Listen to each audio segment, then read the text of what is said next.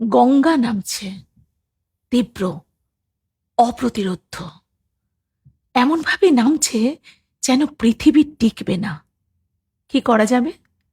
শিব তার জটা খুললেন, ভাবলেন সবটা একসাথে নামতে দিলে চলবে না, তাহলে তো সমস্ত কিছু ধ্বংস হয়ে যাবে।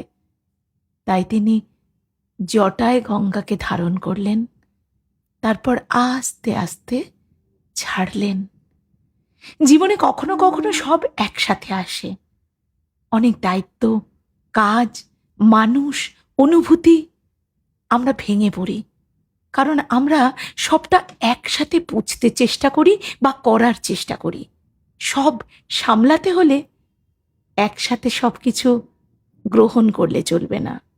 যতটুকু আমার নেওয়ার ক্ষমতা, ততটুকুই আমি গ্রহণ বা বর্জন করব।